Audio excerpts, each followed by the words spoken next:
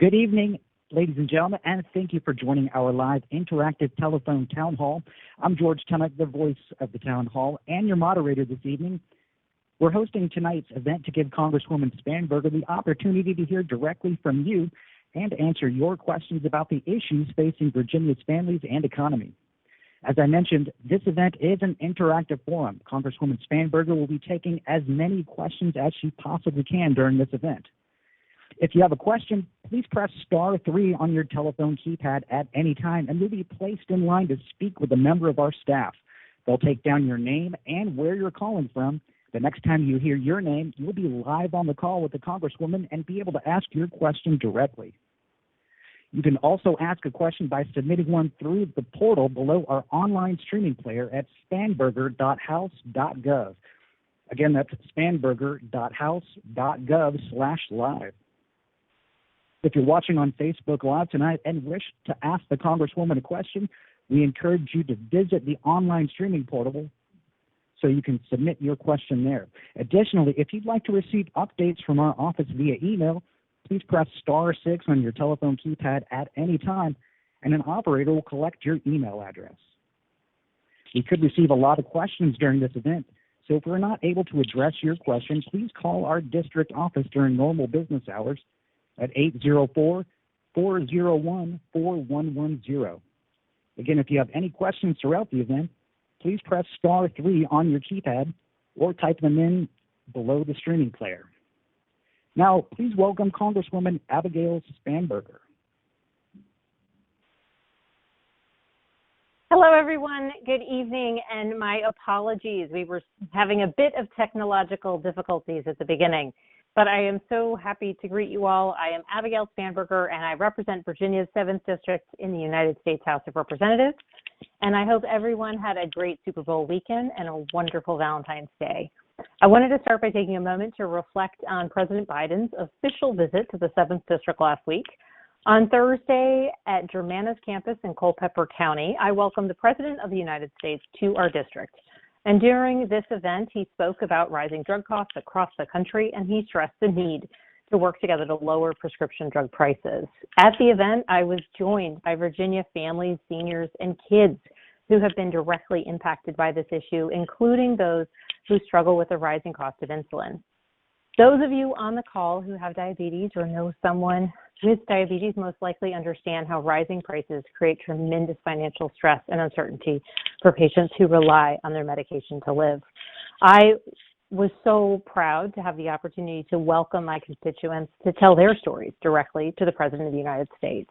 And as many of you know, I have long fought to lower drug costs here in Virginia and across the country, working on various different pieces of legislation to this end. And this visit was an opportunity to make clear to the President of the United States that we need action and that I'm working towards it.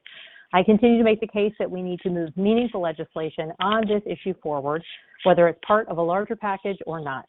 There is bipartisan support for many prescription drug-related provisions, such as giving Medicare the power to negotiate drug prices. And I was proud that my constituents, who have long been advocates on this issue, were able to tell their stories to the President of the United States. On the bipartisanship front, you might also have seen some exciting news and some exciting momentum in recent weeks. For 2 years, I have been the lead sponsor of something called the Trust in Congress Act. It is legislation that would ban members of Congress, as well as their spouses and dependent children, from buying, selling, or trading individual stocks while they're serving in Congress or the Senate. To me, it's a pretty common sense step that we can take to make sure that the American people, Virginians, people across the country, know that their elected officials are working to serve them and not our financial portfolios. In recent weeks, we have seen huge momentum behind our bipartisan bill, which I am leading with Congressman Chip Roy, a Republican from Texas who also spent some time living in Virginia's 7th District, now has more than 50 co-sponsors. And as we continue to see more and more Republicans and Democrats join our bill every day, I'm excited about the trajectory and the momentum that it is gaining. I bring up this effort because I think it provides some hope about how we can work together during this moment of uncertainty. And hopefully it affirms that members of Congress from across the political spectrum can put differences aside to make progress on behalf of the people that we serve.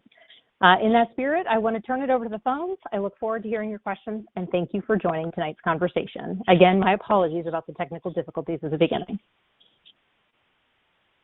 And remember, everybody, to ask a question, just hit *3 on your telephone keypad at any time to get into the queue to ask a question. And a member of Congresswoman Spanberger's staff will collect your questions. First, we're going to go out to the phones and say hello to OJ calling in from Schneider. OJ, you're on live with the Congresswoman. What is your question? Well, first of all, I want to thank Congresswoman Spanberger for this, for efforts to keep Congress from taking advantage of the tax on stock market and the interest up there. Nancy Pelosi is an embarrassment to the whole country with what she's done. And my specific question deals with inflation. If you've been watching the news, reading newspapers, any kind of news coverage, you notice that the inflation has gone up 7.5%. It keeps going up. Of course, it's what everybody calls a silent tax because it's not an official tax, but it keeps you from having money to spend for other things. Medications, as an example, food, heat bills, those types of things, and normal daily living activities, buying clothes for your children. Inflation is just rampant since Biden's gotten in there. I mean, he's destroying the country as far as I'm concerned. But the bottom line with me is inflation. It's just out of control. And I'd like to get Congresswoman Spanberger's thoughts as far as what she thinks we can do to get it under control, not in 2023, but quickly in 2022. Inflation comes from putting too much money into the economy, chasing too few goods. That's the problem. And the federal government has spent a ton of money just blowing it out there, and that's why we're having this problem. So I'd like to get her thoughts on what she thinks we need to do to fix it quickly. Certainly. Thank you so much for your comment, for your question, and I appreciate the opportunity to be able to respond to it. So the issue of inflation, sir, you called it a silent tax, and I agree with you completely. It is the impact of inflation is one that is felt by people across our district and across the country. And in terms of the things that we can be doing about it, should be doing about it, and I am doing about it, let me just run through a variety of elements. First, many of the contributing factors to the supply chain, or excuse me, to the issue of inflation relates back to supply chain. So in terms of actions that I have been taking and continue to take related to supply chain, one, I have called on the Biden administration to put in place a supply chain czar. What we have seen in terms of the challenges facing the supply chain, stoppages of production 6 or 7 months ago because of COVID that now down the line means shortages of goods in a particular area. Disruptions getting goods off of container ships in our ports and onward to our stores across the country.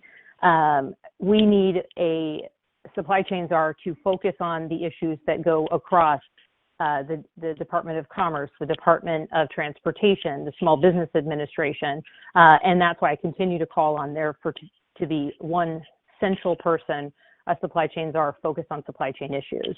As it relates to some of the things that I just spoke about, the Bipartisan Infrastructure Investment and Jobs Act has important provisions to ensure a greater and strengthened trucking workforce. Among the issues that we have in our supply chain is movements of goods across the country.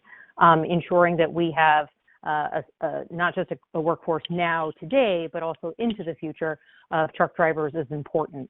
The Biden administration put out the mandate that the ports on the West Coast be open 24 hours a day, ensuring that we're getting goods off those container ships into U.S. Transit and onward to stores. Also, there's a bill called the Ocean Shipping Reform Act, of which I supported and have voted on in the House, and that would make sure that foreign carriers are not doing gimmicky practices that impact negatively the supply chain here in the United States. So that's the supply chain portion of the inflationary challenges that we're facing. As it relates to food, some of the supply chain issues and some of the challenges in food production relates back to the centralization that exists within our the meat processing plants. And so I introduced a piece of legislation called the Butcher Block Act with Republican Dusty Johnson from South Dakota that would ensure that smaller meat processors. And this is a really important issue across Virginia, as we have so many kind of family-run or even smaller size producers, particularly cattle farms throughout the center of our district. Ensuring that smaller processors can be up and running and have the funds necessary to start their operation is an important element of diversifying the supply chain, particularly as it relates to food and meat producers. I've called on the Biden administration, and ultimately we did see a release of some of the strategic petroleum supply, which was necessary to relieve a little bit of pressure in terms of gas across the country. So that was an important step. And then looking towards the future in terms of the investments that we've made, you know, in the early days of the pandemic, under the prior administration, the Trump administration, we passed multiple pieces of legislation aimed at helping businesses, small, medium, large, and individuals heavily impacted by the pandemic. Continuing to move forward, in just last year, we passed the American Rescue Plan that certainly provided additional support, business saving support, to small businesses, medium-sized and large-sized businesses, as well as restaurants and food trucks and breweries and the like throughout Virginia through the Restaurant Revitalization Fund. And those funds, I am proud to have voted to support them. I'm proud to have provided that relief and to take a vote that would help save small businesses, particularly at what was an ongoing challenging time. As we continue to move forward, I'm continuing to focus on the issue of inflation legislatively, also in my advocacy with the administration or on Capitol Hill. But those are some of the actions that I have been taking and certainly some of the actions that I'll continue to be advocating for. Thank you. Okay, let's go out to the phones for our next caller. We've got Joanne calling in. Joanne, you're live with the Congresswoman. Go ahead, please. Oh, yes, thank you. I'm interested in hearing more about what you are doing to combat climate change, because I think this is the biggest issue that we're going to face, and I would like to leave a planet that is livable for my grandchildren. So could you update us on what your efforts have been? Absolutely. Well, Joanne, thank you for asking this question, and certainly thank you for your advocacy on behalf of your own grandchildren and so many other grandchildren across the country. The issue of climate change is one that continues to be a priority issue for me, and that's because the air that we breathe, the health of our planet, our ability to farm, and the level of sea rise impacts all aspects of our country, our economy, and our national security and health. And among the things that I have focused on is, let me tell you a little bit about my committee that I chair. I chair the Conservation and Forestry Subcommittee of the larger Agriculture Committee. And in this role, I have the great honor of really bringing together at the table in the hearing room at Congress the voices of farmers and producers who are doing incredible work in utilizing conservation practices, sequestering carbon, utilizing cover crops to make a real positive impact on the health of the soil and also the overall health of our climate. And in that role, I have worked on various pieces of legislation that are focused on combating climate change and then going even further by moving us in a direction of potential net negative carbon emissions, right? Natural solutions, rotational grazing of our cattle farmers, the use of cover crops for so many of our row crop farmers. These programs through USDA create tremendous opportunity for farmers to be a real partner in addressing the challenge of climate change. And so it's my role as the chair of the subcommittee where I am most active on legislation, particularly in this agriculture meets fighting climate change space. In addition to that, I just was on a call last week or the week before where a group of us members of Congress were advocating to our fellow colleagues, saying that we want to make sure that we are moving forward with legislation. We passed the Build Back Better framework through the House, which had many important pieces related to, the elements that I talked about, which are the natural solutions, conservation practices, but also really investing in clean energy, electric vehicles, ensuring that they're accessible and available also, in rural areas just as the same as more populated portions of our communities, all the while creating jobs. And so we have been advocating for Congress to take up standalone legislation, if that's the path forward, or a larger piece of legislation that does include meaningful and important steps forward in combating climate change. I should note, when I was with President Biden last week, we were talking about prescription drug pricing when we were with so many people that I represent across Virginia's 7th District. But I did spend some time with the president one-on-one. And during that time, I said, we need to pass prescription drug pricing legislation, and we need to pass legislation focused on combating climate change. And we need to get that done and move forward. I also told them about a couple different things, but I'll wait in case additional questions relate to those topics. But this is a top priority of mine, Joanne, one that I continue to advocate for, and I am really appreciative of your advocacy.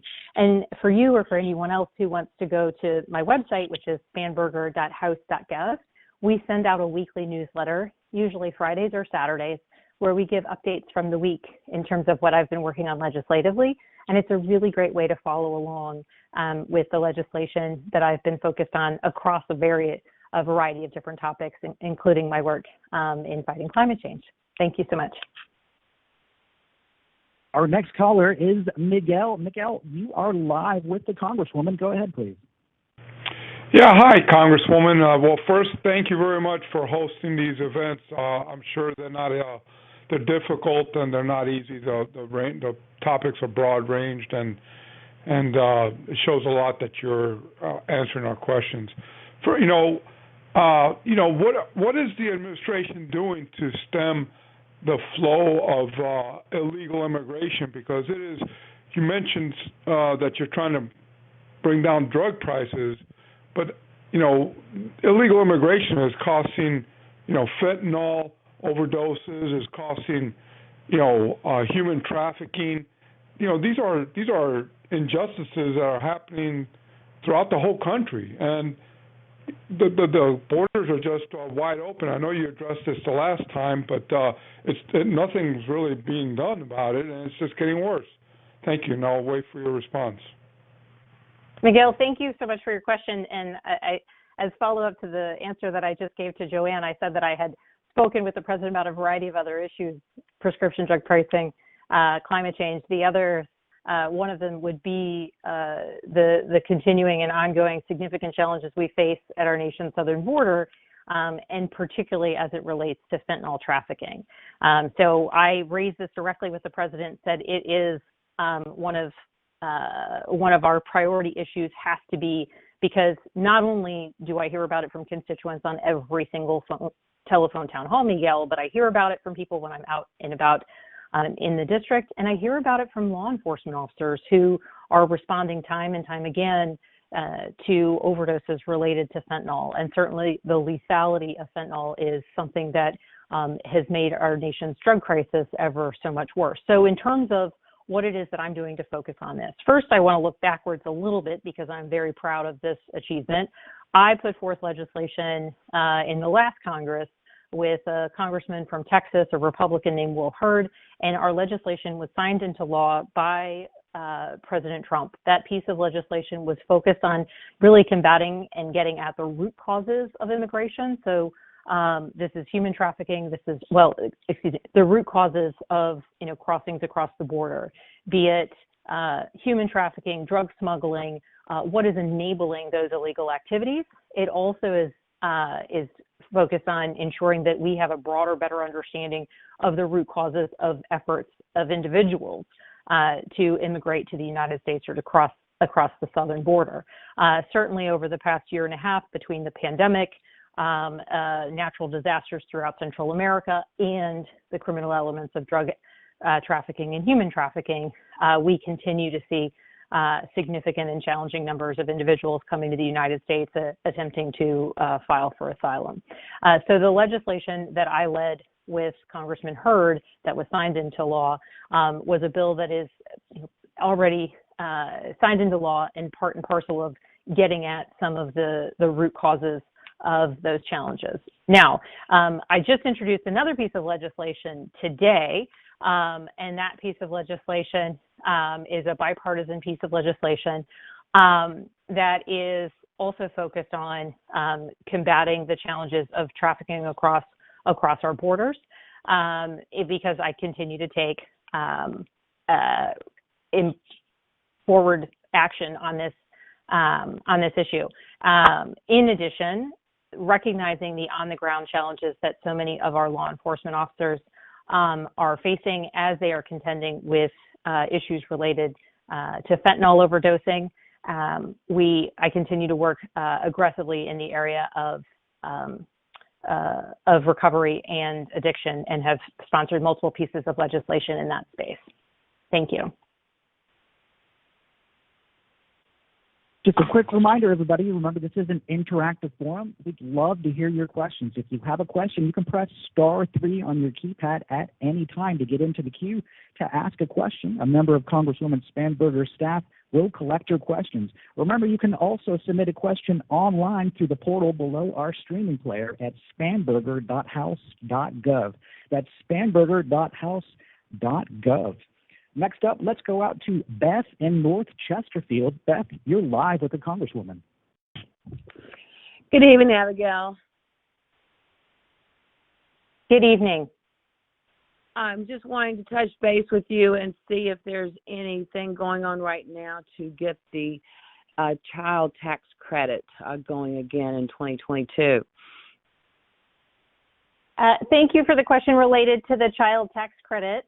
And let me go ahead and just, for those who might be on the line who aren't fully familiar with the child tax credit, the child tax credit has been in existence for many, many years. And typically, individuals make use of that at the time that we pay taxes. If you have children, you're eligible for the tax credit, and that's the normal format. In 2021, for calendar year 2021, tax year 2021, Congress made the child tax credit refundable, which meant that the amount that individuals are able to receive in terms of a tax credit, they can actually get in a refundable form. So money back to you, not just against the taxes that you owe. In addition, we made it refundable with half of the full amount available on a monthly basis, July through January. So families with children at home would have received, and it's within a certain income threshold, would have received monthly payments in July, August, September, October, November, December, and then the remainder of those 2021 refundable tax credit dollars will be received at the time that an individual pays their taxes or files their taxes in April. I have advocated for this program to continue, the tax credit to continue in its refundable form, because the impact has been absolutely transformative for people that I represent. I have sent out surveys and heard from constituents, from parents, from grandparents about the tremendous impact that the refundability of the child tax credit has had. We had a vote in the House, and it passed in the House for us to continue the child tax credit in its refundable format. Unfortunately, that is not at this time moving forward in the Senate. I will continue to advocate for this because it is an important investment in families. It's an important way to make sure that this tax credit is usable, not just at the time when one files their taxes. And it also, in principle, has bipartisan support. There's at least one senator who advocates for a form of a child tax credit because of the important value that it can have to families. So the work I will be doing is to continue advocating for the child tax credit in its refundable form to move forward. And I'm willing and hoping and endeavoring to have conversations with any member of the United States Senate about what that would look like, whether or not we make adjustments to the income caps, whether we make adjustments to the way that it's delivered, because at the end of the day, the benefit to families has been so tremendous. Certainly, we know that 40% of children in poverty have been lifted out of poverty because this simple refundability of the child tax credit has had such a profound impact on families who are really struggling month to month. So as of right now, the refundability is not continuing of the child tax credit, but I continue to work to see that become a reality in the future. Next up, we've got an online question from Mark. Mark asks, how is your proposed sale of stock ban for House and Senate members coming? Oh, I love this question, Mark. It's coming along well. I am aggressively advocating for this bill, and I mentioned in my opening comments, but let me just speak on it a little bit. This bill is a bill that I began focusing on in January 2020. In the early days of the pandemic, there were so many just news stories about this member of Congress or this senator who was buying this stock and selling this stock. And, you know, from the everyday person, myself included, perspective, it really seemed like when you know a global pandemic is coming and you buy Clorox stock or Pfizer stock or stock in any other pharmaceutical company, it just seems as though there's an unseemliness to it. Now, ultimately, whether it's actually insider trading or not, if it is, it should be pursued through all of the legal parameters possible. But what matters to me more than anything else is the fact that American people deserve to know that their members of Congress are focused day to day on the needs of the people that we represent and not on our stock portfolios. And certainly I want to make sure that any member of Congress on Capitol Hill or back home in their districts, when we're working hard, the decisions we're making, the votes we're casting, the briefings we're attending, the central part of those is focused simply on what's right, what matters to our constituents, and not what might impact our stock portfolios. And we have the ability to cast votes that can move markets. We have information by virtue of our day-to-day job that, you know, most people wouldn't necessarily have access to. And so this bill is very straightforward. Members of Congress, their spouses or their dependent children cannot buy individual stocks. If you have them when you get to Congress, you can put them in a blind trust. And if you have mutual funds, ETFs, that's fine. Diversified funds are fine. But individual stocks, that is not appropriate and will not be permitted. We have more than 50 co-sponsors at this point in time. Our bill is the most bipartisan bill of the bills that have been introduced around this topic. One of the issues that's very important for me is that this bill must include spouses. There are some other members of Congress who have introduced other versions of the bill or other kind of aligned ideas, similar in principle, but they don't include spouses. For me, if they don't include spouses, then the bill is really, it's only, you know, a baby step in the right direction. And in fact, kind of ignores the reality that the whole purpose of this legislation is to affirm to the American people that we're working on their behalf and not in our own financial interests. And so, you know, saying that, you know, my actions are, you know, above board, I don't have any stock holdings, but yet what my spouse does is irrelevant. I think that is not something that the American people, myself included, would take very kindly to. In terms of next steps, we continue to push on this piece of legislation. We have a Senate counterpart. Senators John Ossoff and Mark Kelly are leading the Senate companion bill. And so we're making a lot of movement forward. There are additional bills that have been introduced that are sort of variations on the similar piece of legislation. Some include the judiciary, some include staff members. You know, I'm open to any of those sorts of additional proposals or add-ons, but for me, the primary focus and what we need to reform is what members of Congress, their spouses, and their dependent children are able to do. Not everybody loves the idea, but I am working very hard to ensure that people recognize that it is about reaffirming the trust that the American people should have in us. It's about taking a proactive step to affirm that we are deserving of that trust. And frankly, you know, as my co-lead likes to say, there are, you know, 535 members of Congress between the House and the Senate, and there are millions upon millions of Americans. And so if we want to spend our days day trading, then perhaps there are other people who can fill the job and the duty of being a member of Congress. So I am a bit bullish on this bill, but I think it's incredibly important. And I think that there are, certainly certain parameters and provisions that we should be willing to put on ourselves as members of Congress to demonstrate not just that we are avoiding impropriety, but also even the mere appearance of it. So thank you for asking about it. I continue to work on it, continue to push forward, so I'll continue to provide updates on it. But we are steady on this piece of legislation, and thank you for asking about it. Let's head back out to the phones and say hello to Elizabeth, coming to us from Henrico County outside of Richmond. Good evening, Elizabeth. You're live with the Congresswoman. Good evening, Congresswoman. Thank you for having us tonight. As someone else said, I'm sure it's not the easiest thing, but we so appreciate it. My question for you tonight is, as a grandmother of 5 very young grandchildren, I believe that our youth is the future of our state and of our country. And you've addressed a little bit about the fentanyl situation coming across the border. My question is, I hear a lot about what the fentanyl deaths are in the country, and that it's a bigger number than cancer deaths. It's a bigger number than COVID deaths. So my question is, what is the mortality rate here in Virginia, and what is being done to protect our children? I hear it's in schools. There have been pills found in schools. It's now being laced into the now legal, which I don't agree with, marijuana. So I just wanted to know what is going on to protect our precious children.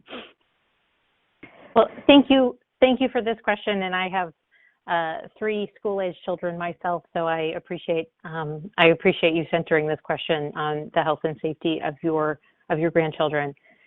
So you asked the total mortality related to fentanyl, and I'd be happy to pull those specific numbers for you, but I don't have the total number of fentanyl deaths specific to Virginia handy, but our team can follow up with you, and I can provide those to you specifically.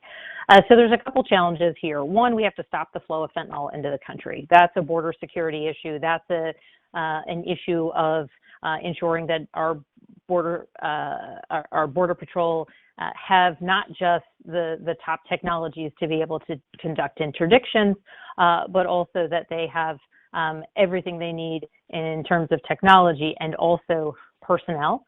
That's an incredibly important aspect so far, and something that I continue to advocate for and work on as a legislator, ensuring that Border Patrol and have the ability to interdict fentanyl before it gets to our communities. And then when it is in our communities, what we are seeing, and I have spoken with law enforcement, local police, local sheriffs, as well as those in the recovery community, to talk about the issue about fentanyl being utilized in drugs that you mentioned, marijuana, heroin, cocaine, other drugs that people may have used in the past and might be really challenged by their addiction to those drugs. When laced with fentanyl, those drugs then become almost immediately, in most cases, fatal. So someone who has a history of cocaine use, if that cocaine is laced with fentanyl, that becomes a fatal circumstance. And certainly, and I'll pull the specific numbers, but certainly year over year, in 2021, we had a significant increase over 2020 in terms of fentanyl-related deaths. And so in helping people avoid fentanyl, it's helping people in their recovery from drug use. And so I have done a lot of work with the recovery community focused on ensuring that people who are attempting to get help, attempting to move past their addiction and their substance use disorder, have the support and the resources that they need. I have a piece of legislation that is a 10% set-aside bill, and so what that means is within the substance abuse block grant, blocking 10% of those dollars to support entities, and those can be faith-based, community-based, local entities that help people who are going through the process of recovery, and ensuring that we're investing and making resources available for people who are in the process of recovery. So trying to get past their addiction is an important step for us to ensure that they're not utilizing any of the drugs that we mentioned that might be laced with fentanyl.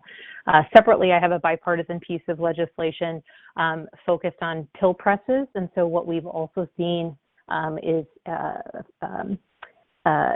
fake drugs that are being made to look like pharmaceutical drugs. So somebody who might have an addiction to pain pills would buy what they think are actually legitimate pain pills, but indeed they're a street drug and they may be laced with fentanyl.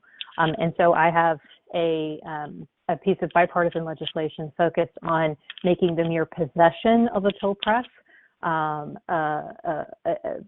like a significant offense, because no person in our community should have a pill press to make counterfeit drugs for any legitimate reason. And so making the pure possession of that a crime is important. And since you did ask about children, I also just wanted to mention that I support the set aside also for prevention efforts. So I talked about recovery. That's once someone has experienced addiction and is trying to move past that and into their treatment. But prevention efforts are equally important. And so I support set-asides, when we're saying we want to invest in preventing, treating, and helping those in recovery, ensuring that we are blocking and setting aside a particular amount of funding for prevention. So ensuring that we're getting at kids when they're most vulnerable and helping to stop kids from even using drugs in the first place.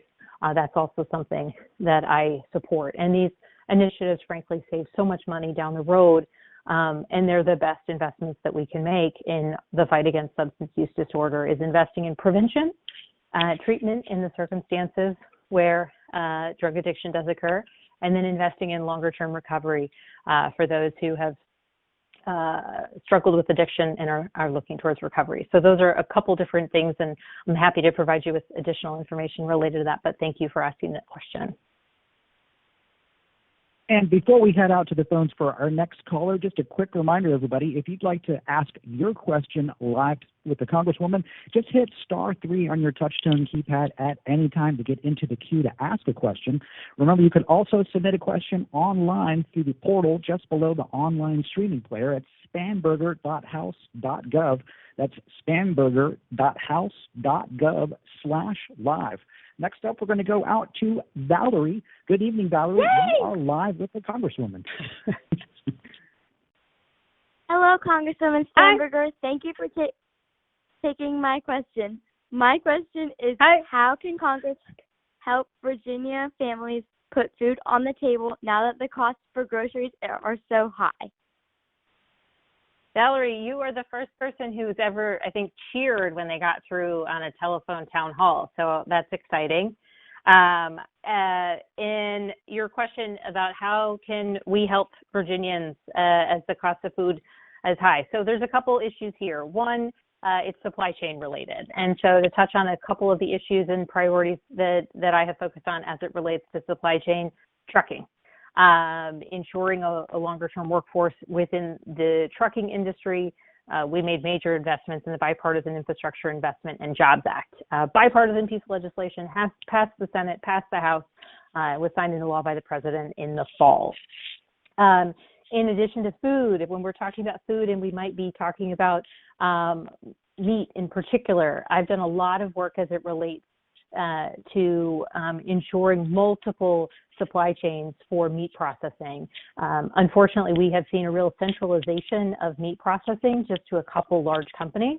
And as we saw in the early days and even in the middle days of the pandemic, when there would be outbreaks of COVID in some of those facilities, that created major stoppages in our supply chain. So apart from the fact that these are real business interests and provide real business opportunity in communities like ours across Virginia to be able to locally process meat and then keep it local when we're selling it, it's also important for us to diversify that supply chain to keep prices down.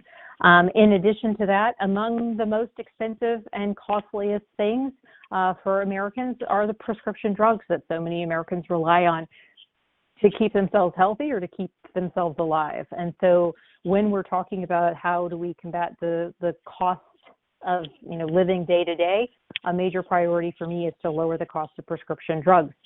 We passed a bill out of the House that would do a couple things. It would give Medicare the ability to negotiate the cost of its prescription drugs. And so this is an important element of a proposal, because the fact that Medicare can't negotiate prescription drugs is actually pretty outrageous in our capitalist country. They are currently prohibited by law from doing so.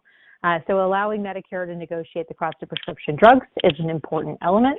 I've also voted on a piece of legislation that did pass the House that would cap Medicare premiums or Medicare copays, at $2,000 a year. And so for someone who is on Medicare to be able to know that in a year their copays are going to be $2,000 is a pretty straightforward way for our retirees in particular to know that they're not going to be choosing between their medicine and food on the table.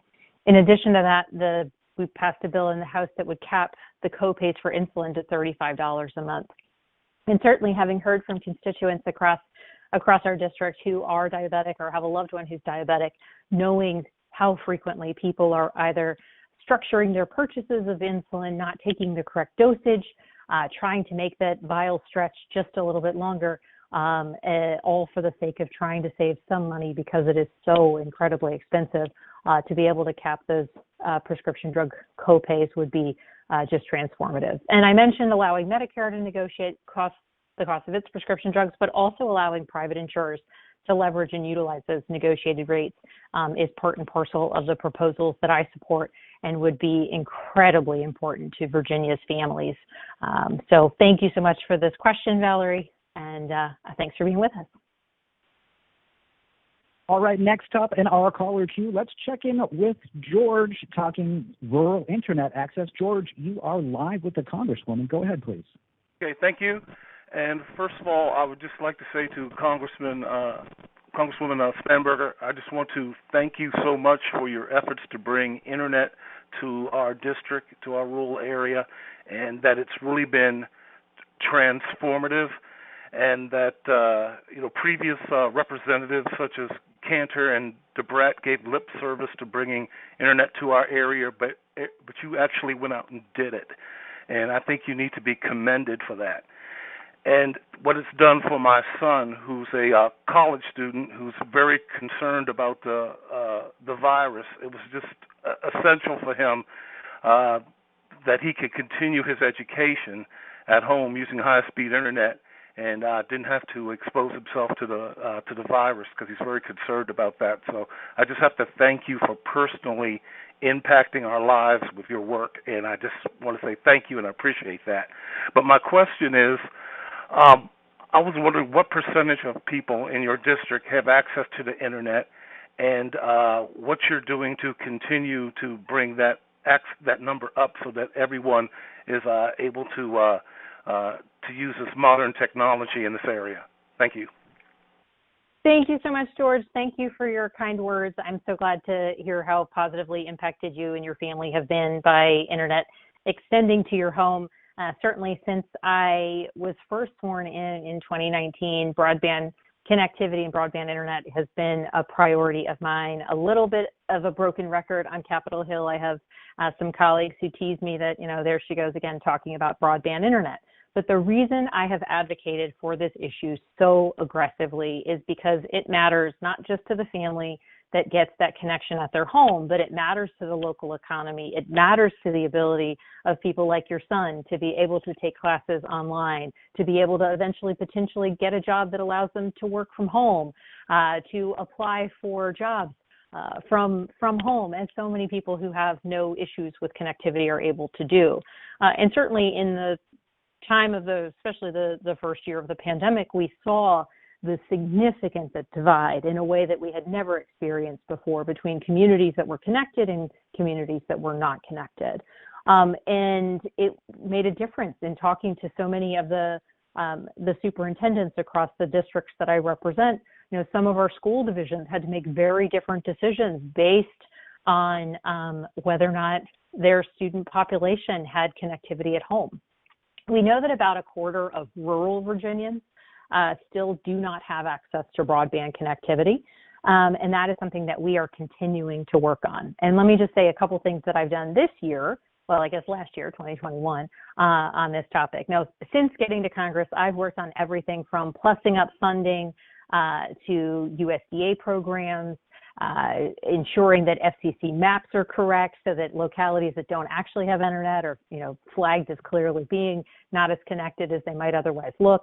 All of it has been a sort of all of the above approach for me. But this past year in 2021, starting with the American Rescue Plan, we made major investments in supporting localities directly and giving tremendous flexibility for localities to be able to invest those dollars in a way that was incredibly meaningful to them. So flexibilities, because we know our local boards of supervisors, our local governments really do know best about where the big gaps and the challenges are that they have faced because of the pandemic. So looking at recovery from the pandemic, those investments need to be different in each community. I'm really proud of so many of the rural communities that I represent that have leveraged those American Rescue Plan dollars. And I was out at an event in Goochland County, I've been out in Louisa County, I've been out in Powhatan County, where local leaders have well utilized those dollars that I was so proud to support in order to gain access to internet for their counties and communities. The VADI program, which is a state program, also has utilized American Rescue Plan funding to really plus up the reserves under the former governor, plus up the reserves that were available. And so many communities were able to leverage their American Rescue Plan funds in order to apply for VADI grants and then put themselves on a trajectory towards being able to deliver internet to their communities. And many of these projects are regional. So about 2 or 3 months back, I was in Goochland for a regional project that touches 3 of the counties that I represent, but many other counties that are throughout central rural Virginia.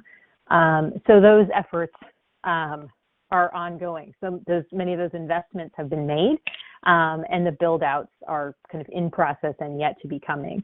At that announcement, the former governor provided a map of the trajectory that we're on, and notably, we are on a strong trajectory towards universal broadband coverage across the Commonwealth of Virginia. And in fact, the good utilization of American Rescue Plan funds, the estimate with the outgoing Northam administration is that we had shortened that time frame as a Commonwealth by about 2 to 3 years. So we have that map. I'm happy to have my team send that map over to you. You might find it interesting, George. In addition to the American Rescue Plan, the Bipartisan Infrastructure Investment and Jobs Act made significant federal investments as well in broadband connectivity. And what was really exciting about this piece of legislation is it's the first time that we really recognized as a nation that broadband connectivity is a utility.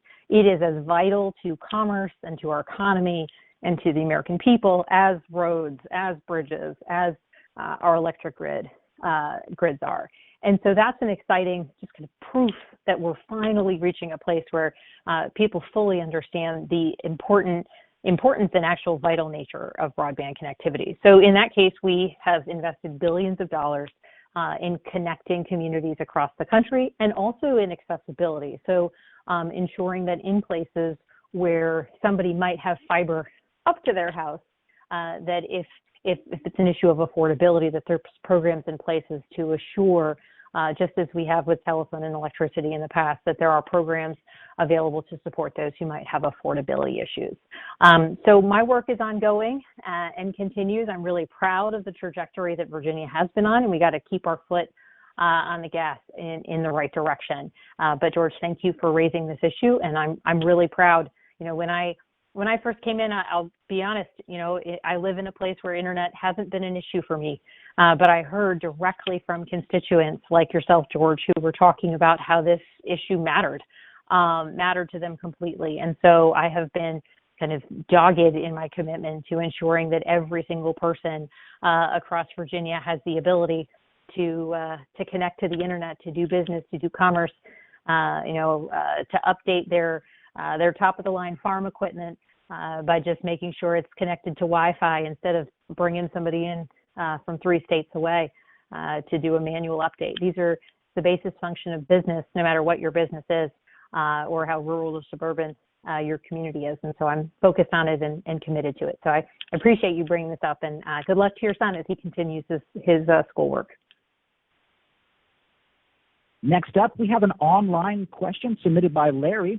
Larry says he received a letter from the IRS stating that he had a credit that was equal to the amount owed and suggested that he could submit another return.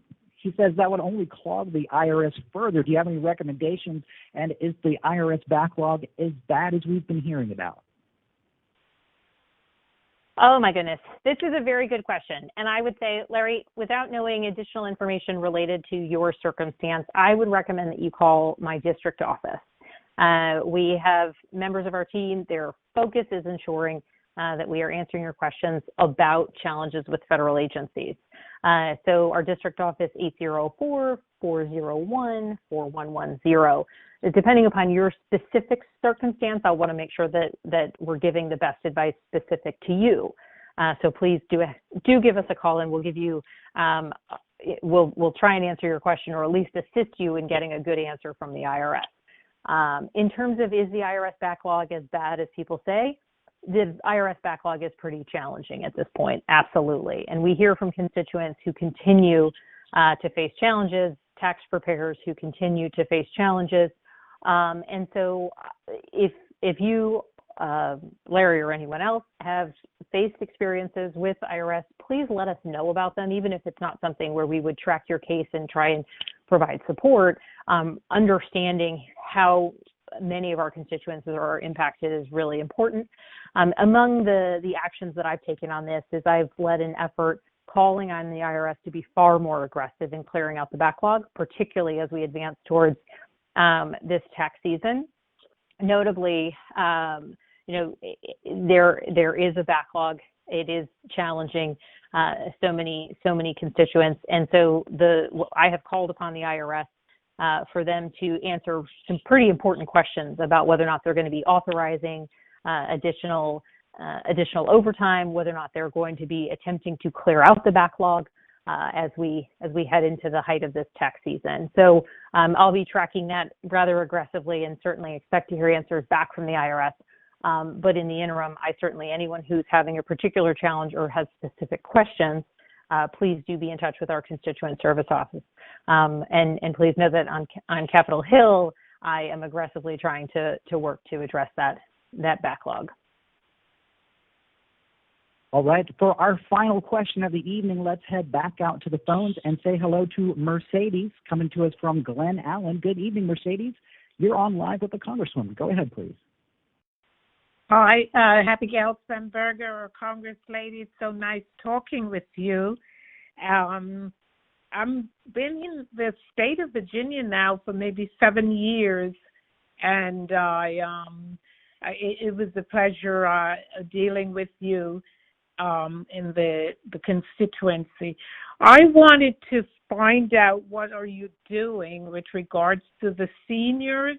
We have been through a very tough time, almost 3 years of the pandemic, and I know in the Build Back Better bill there was a provision that there were certain Congress people that were negotiating for some sort of an increase for your senior Social Security, whether it's a one-time X amount or to divvy it up by percentage. However, that bill is like almost not almost dead, but it's on the back burner, and it has come up against a lot of setbacks. And in that provision, there was that part of the bill that would have benefited, had everything gone good, to help seniors with regards to upgrading their income on the Social Security.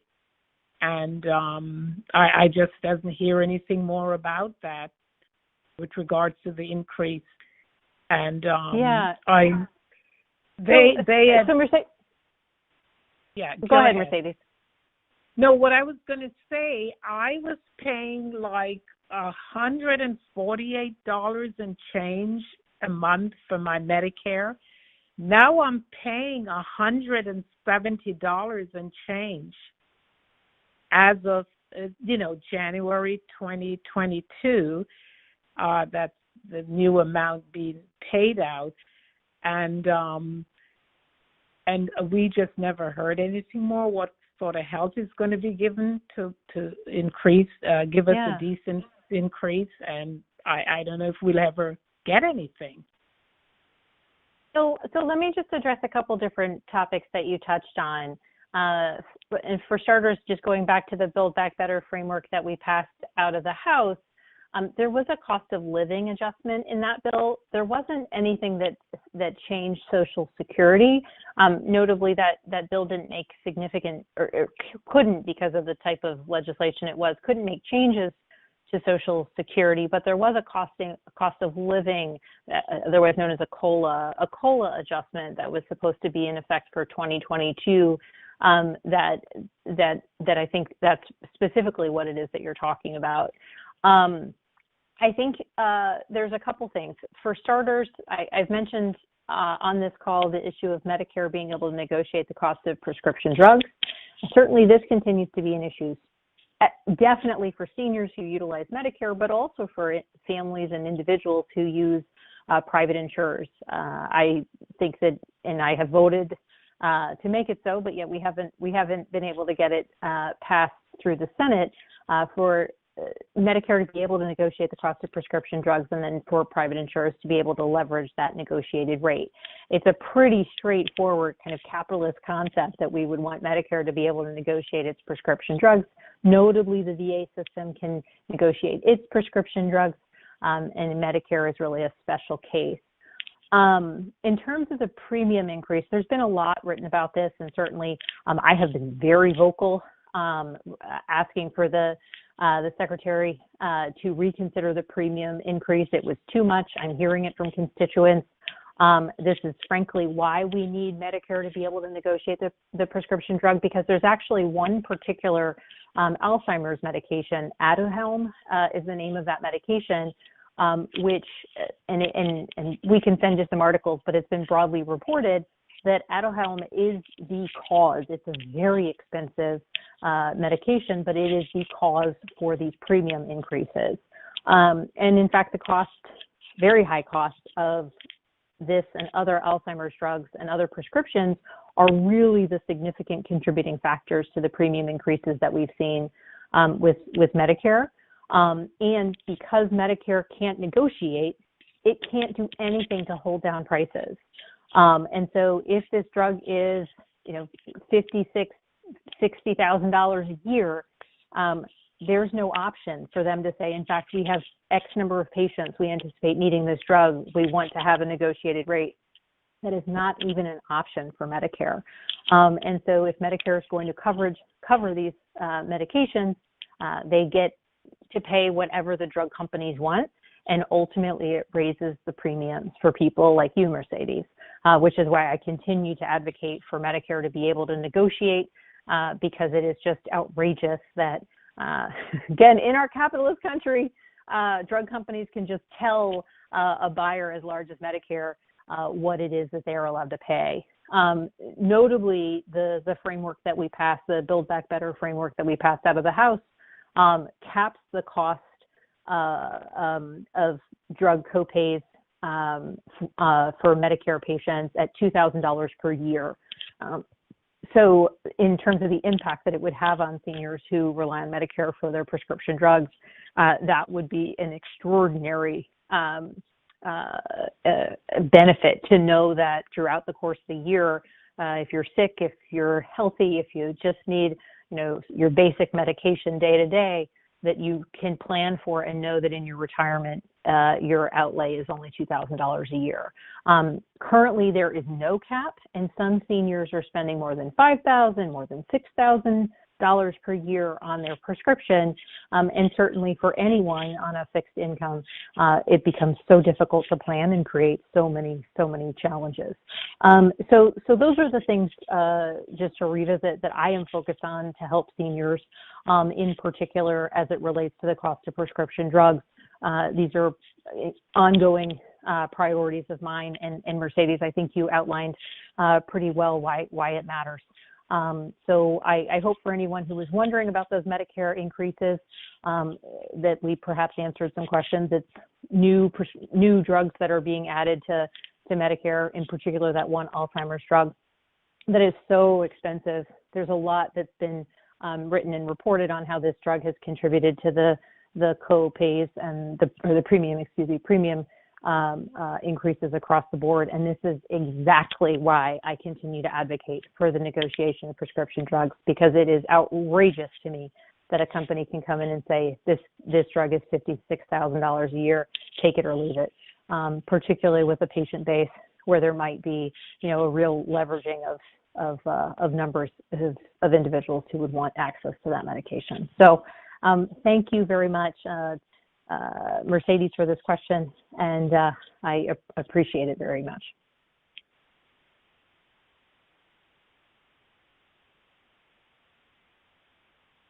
Okay, that concludes our Q&A. Is there any closing remarks, any closing thoughts you'd like to make, Congresswoman?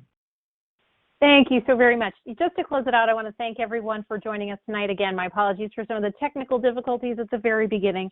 But I want to thank everyone who called in with questions related to climate change, immigration, fentanyl trafficking, inflation, broadband connectivity, the cost of prescription drugs, when you're utilizing Medicare.